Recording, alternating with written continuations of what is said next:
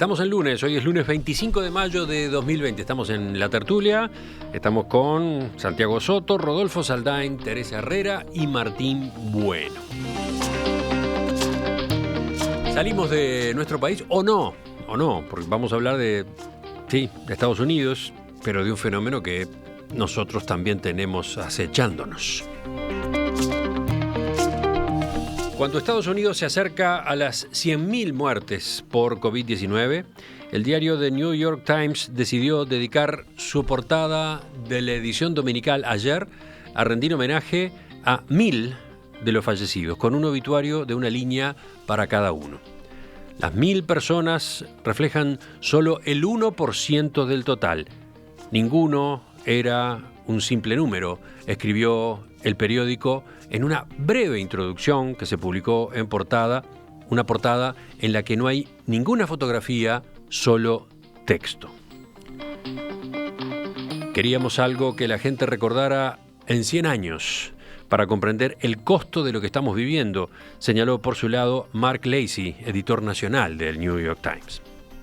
La tapa fue interpretada como un mensaje al presidente Donald Trump, que ha presionado para que se acelere la reapertura de la actividad a medida que aumentan las pérdidas de empleos y la economía se desacelera. Ustedes saben, Estados Unidos es el país más golpeado por la pandemia del nuevo coronavirus, tanto por número de muertes como por número de contagiados. Hasta el sábado por la noche había registradas 97.048 muertes y 1.600.000 casos. No es un trabajo periodístico común y corriente este que vimos ayer en el caso de The New York Times. Por eso queríamos charlarlo con ustedes esta mañana. ¿Quién empieza? Teresa, vamos contigo.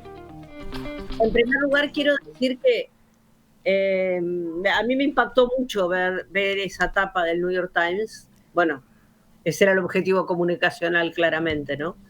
Pero me recordó salvando las distancias, a una iniciativa que tuvo ONU Mujeres acá, y que creo que lo hizo en otros países del mundo también, que fueron los obituarios de género, donde aparecía justamente el nombre de las mujeres que habían sido asesinadas y con una mini historia de quiénes eran.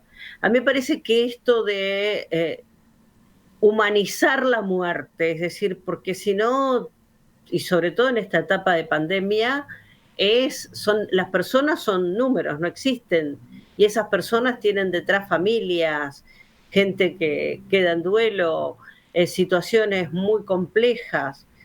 Y además me parece que también, de alguna manera, así como pusieron personas emblemáticas, representativas, por ejemplo, una que recuerdo, la primera mujer negra egresada de Harvard, también creo que de alguna manera quisieron demostrar cómo esta pandemia, en el caso de Estados Unidos fundamentalmente y en otros países también lamentablemente, ha golpeado o ha matado a la gente más desprotegida, ¿no? Sobre todo con el sistema terrible que sabemos que hay en Estados Unidos con el tema de la salud, ¿no?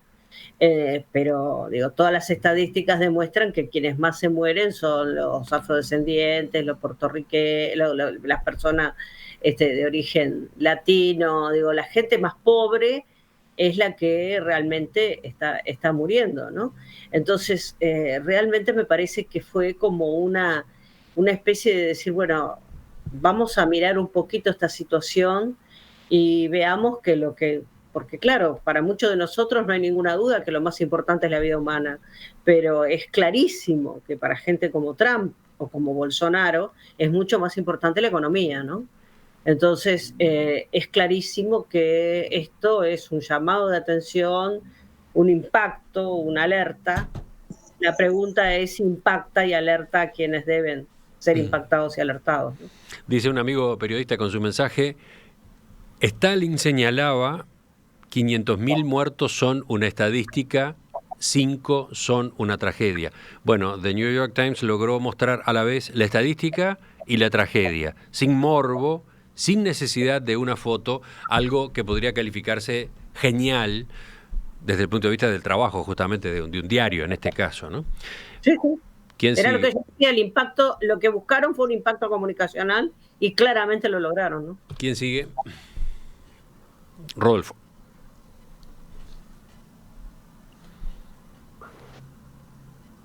Ahora, sí, realmente impactante la tapa, en una línea muy similar a la que una semana o 10 días antes había sacado O Globo también en Brasil, con menos cantidad de casos, obviamente, afortunadamente, al menos por ahora.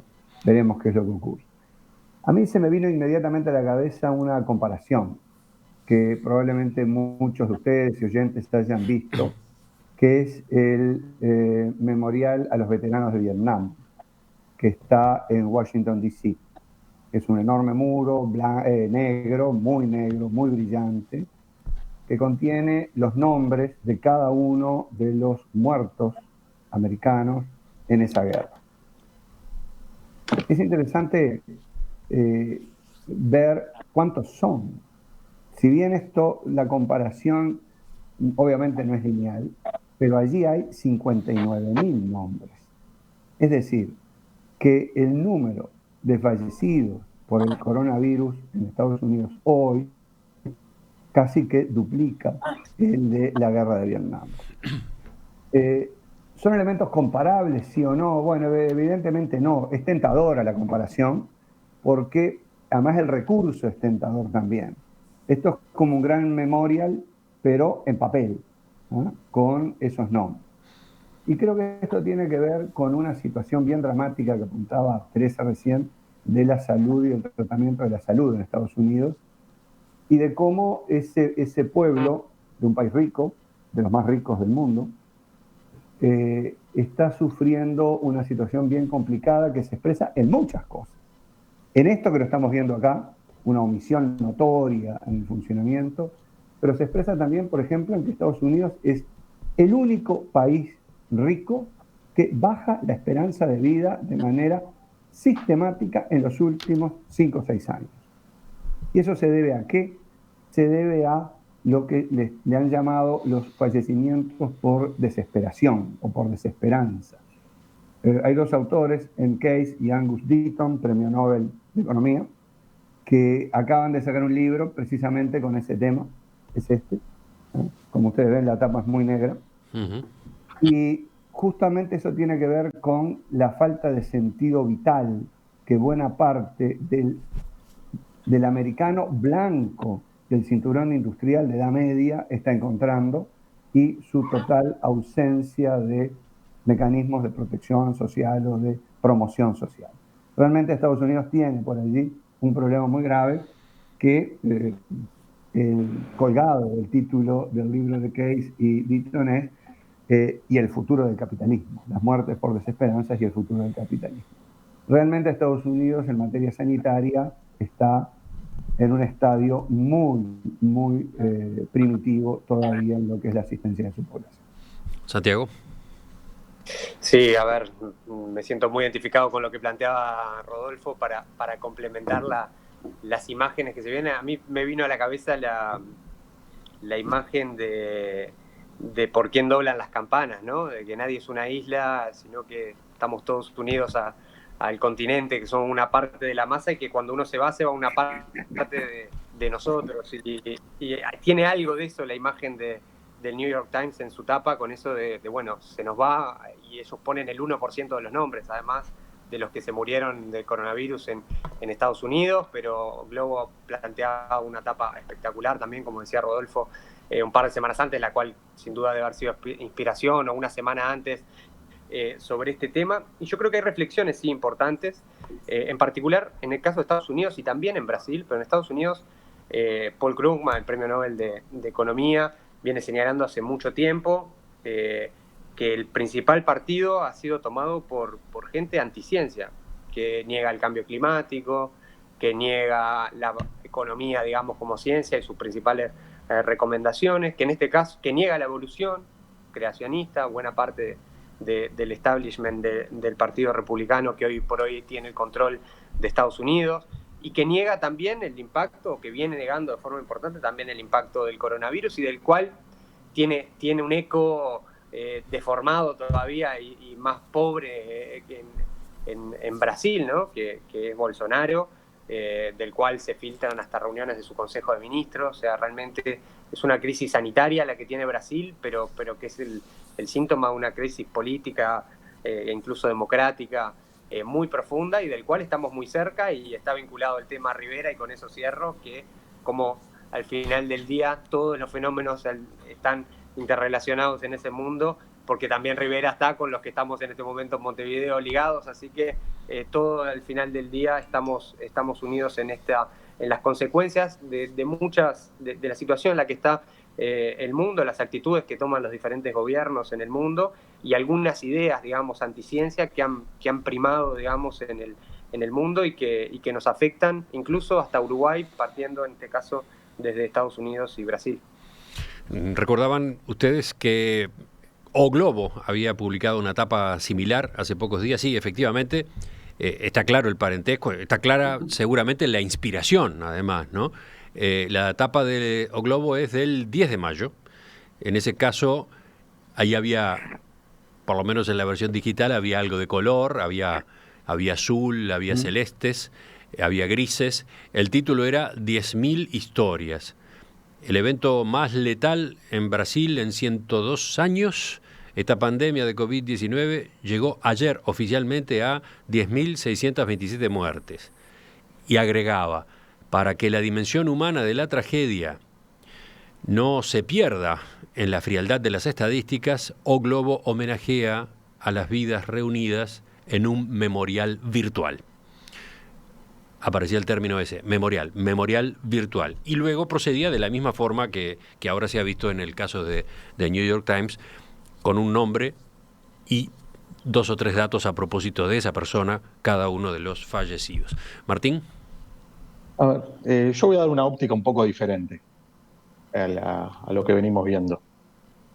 Obviamente que la tapa es una tapa absolutamente periodística y artísticamente espectacular. Causa, diríamos, una impresión muy grande. Eso no hay duda.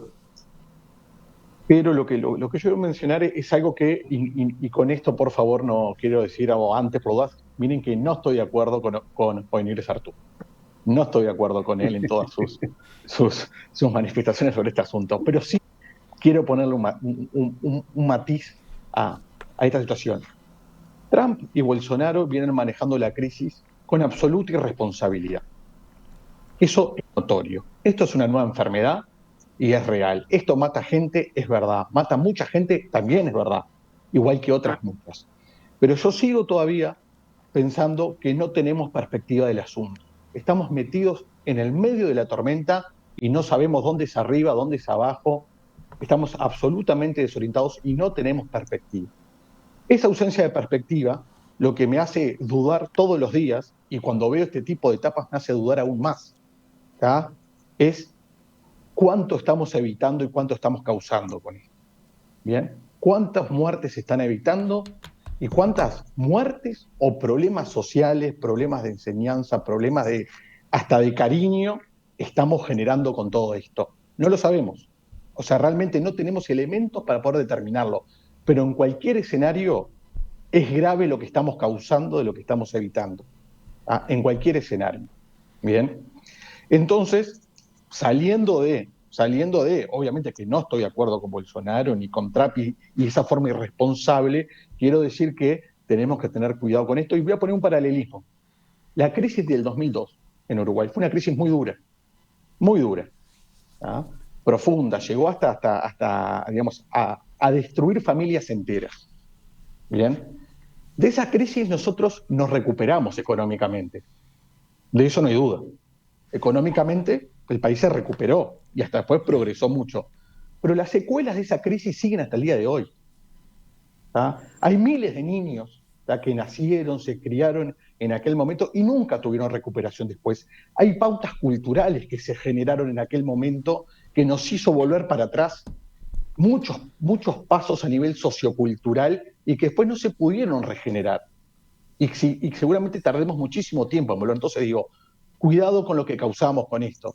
Es grave, hay que cuidarse, pero cuidado con lo que causamos porque quizás estemos causando cosas que recién nos podamos dar cuenta en 6 meses, 1 año, 2 años, en 5 años, que lo que causamos fue mucho más grave. Y un solo dato para terminar, para hacer una analogía de esas analogías o comparaciones que están mal, pero hay que hacerlas, como disparador mental. cada 5 segundos se muere un niño de hambre en el mundo. Cada 5 segundos. Y bueno, y eso es algo que estamos acostumbrados y convivimos. Nosotros sabemos que eso pasa. Sabemos que la muerte de niños en muchos lugares, en nuestra América Latina, pero también en África, es imponente.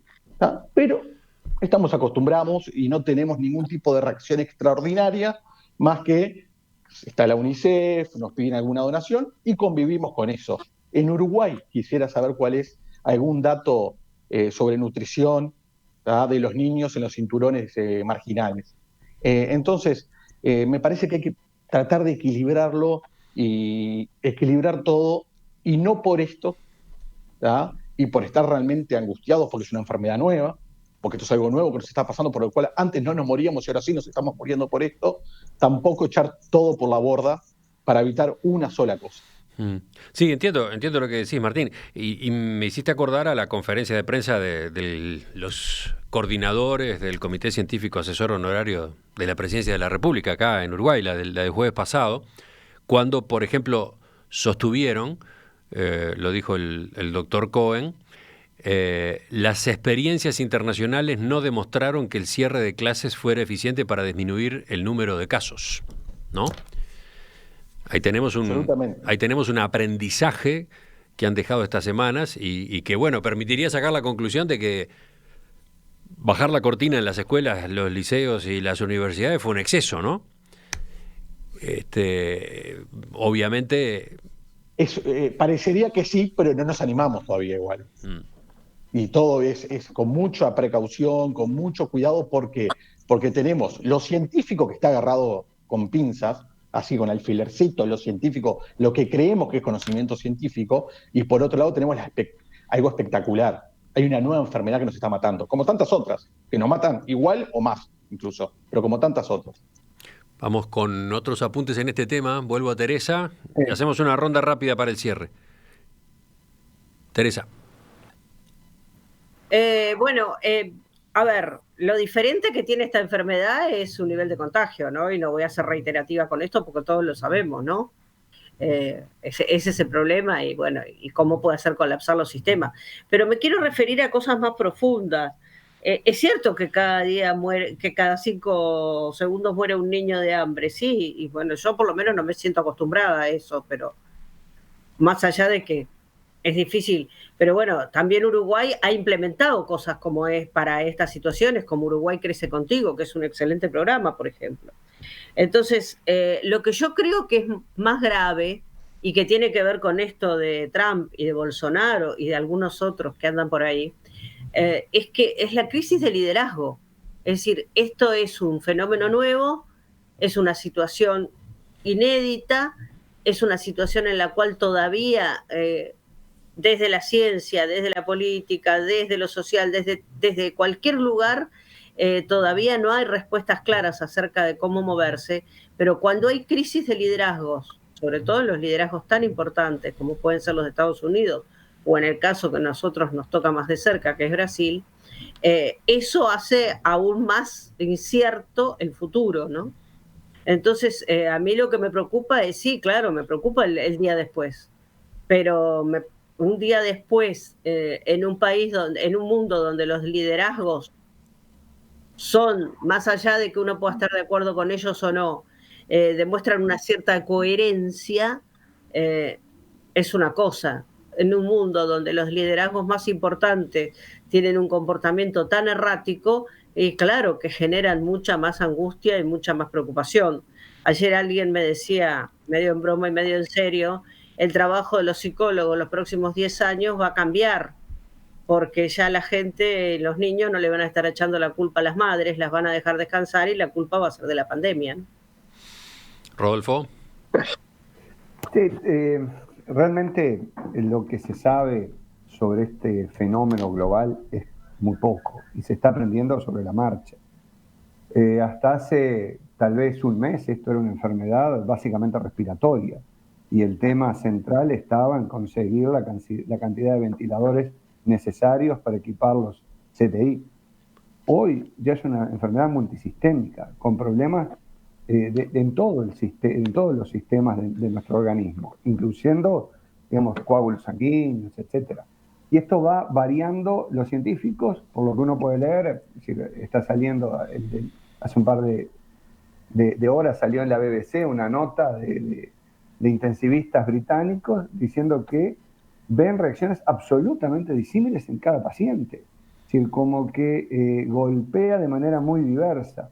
Por lo tanto, hay que estar estudiando y los científicos tienen la palabra en esto. Y una palabra que, como es la ciencia, es de ensayo y error, ¿verdad? Eso en la ciencia no es pecado. Y realmente hay muy poco conocimiento de esta situación. Creo realmente sí que nos despertamos un poquito tarde a ella, y realmente creo, sin compartir las medidas del gobierno americano hacia la OMS, ¿verdad? Porque creo que cortar el chorro de agua en el medio del incendio no es lo mejor, pero creo que la OMS no estuvo suficientemente alerta para el alcance de esta pandemia. ¿Quién está faltando ahora? Sí, a ver, yo quisiera hacer nada más una diferencia, porque si las medidas del gobierno de Estados Unidos, con la importancia que tiene geopolítica, el liderazgo mundial, o a nivel regional de Brasil, fueron basadas en un conjunto, digamos, de asesoramiento que balancee de forma adecuada los pros y los contras de cada una de las medidas, que sin duda hay lo que los economistas llamamos trade-off, digamos, que es que cuando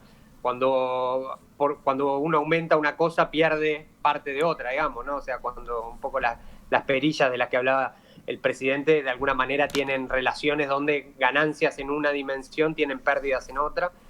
Pasa claramente entre la salud, la propagación de la enfermedad con las medidas de distanciamiento social y la economía, o digamos entre los aspectos más sociales y obviamente también los de distanciamiento, o los educativos, como planteaban los científicos, y la propagación de la enfermedad. Pero yo creo que eso es muy distinto es tomar un conjunto de definiciones en base a ese tipo de criterios, y otra cosa es plantearse, digamos, en torno a una intuición casi conspirativa y prerracional, digamos, ¿no? Casi que todo esto es algo inventado, o cosas por el estilo. Vamos a desafiar la enfermedad haciendo manifestaciones frente al Congreso sin tapaboca, juntando gente, o se puede limpiar tomando detergente, digamos, el coronavirus, o cosas por el estilo, para nombrar dos cosas de dos presidentes de este mismo continente, digamos. Es más, de los dos países dentro de los 3 países más poblados que tiene el continente, y eso es una cosa, y otra cosa, a ver, una cosa es una cosa, otra cosa es otra cosa, eso es lo que quiero decir, no es lo mismo que se estuvieran balanceando estas cosas. En Uruguay, por ejemplo, se tomó la decisión de cerrar las clases con los niños con la mejor información disponible en su momento. Yo creo que fue una buena definición, porque uno tiene que evaluar la definición con la información que tenía en el momento en que toma la decisión. En ese contexto era la mejor decisión posible. Hoy tal vez, bueno, tal vez no. Exacto, con el diario del lunes, como se dice habitualmente, y bueno, uno dice capaz que los niños había que haber hecho como los suecos, que mantuvieron las escuelas abiertas. Universitario ya es distinto, universitario en general en el mundo son las últimas en abrir. De hecho, Cambridge acaba de anunciar que todo el año 2021 lo va a hacer online, por ejemplo, pese a que algunos otros servicios educativos ya están empezando a funcionar. Pero digo, sobre todo en niños, que en general son muy difusores por lo que dicen los científicos, en este caso no parecen ser un vector de contagio tan importante, pero supuestamente lo sabemos antes y no lo sabíamos ahora. Yo lo que digo es, cada decisión se toma con la mejor información disponible en el momento, y eso no garantiza que sean las mejores decisiones. Pero eso es una cosa, y otra cosa es la locura, digamos, de decir la ciencia está equivocada, esto es una conspiración, esto está mal, no pasa nada, hay que seguir para adelante, si no destruimos todo, que en el fondo es el espíritu que algunos líderes mundiales han tenido con este tema, me parece. A ver, volvemos a Martín, pero antes, ¿qué decías, Rodolfo? Que si tengo un segundo quiero hacer un apunte más. ¿Sí? ¿Sí? Bien. Yo creo que la política de omisión del gobierno americano tiene otro fundamento, y es su proceso electoral. Estados Unidos tiene elecciones este año. El centro de la campaña de Trump era el éxito económico. Es decir, estaba llegando a ese proceso electoral con desempleo nulo. Por lo tanto, esto golpea la línea de flotación de su política. Y ahora está culpando incluso a China de que está queriendo afectar su éxito, su potencial éxito electoral.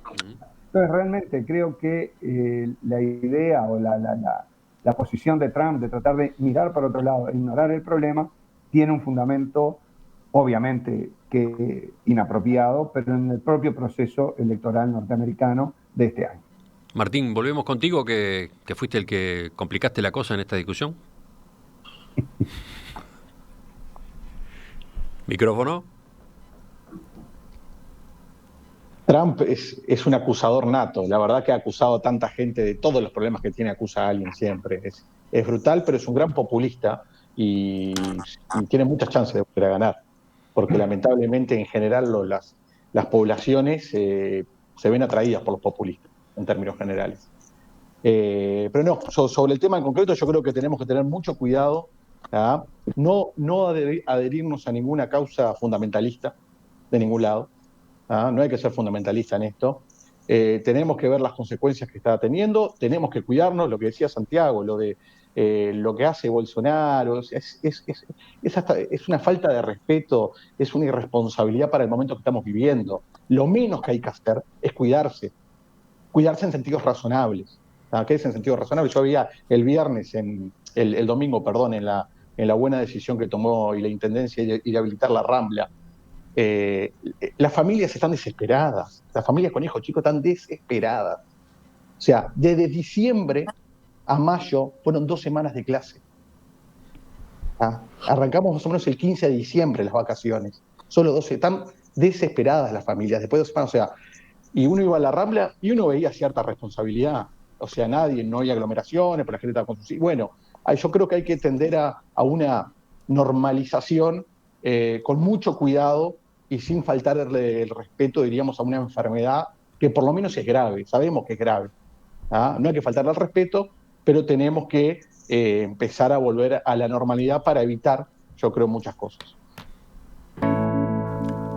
Agrego de los mensajes de los oyentes de Eduardo, que señala desde Estados Unidos: una medida del impacto y el genio de la tapa del Times de ayer es que por ahora ha dejado a Trump sin tweets.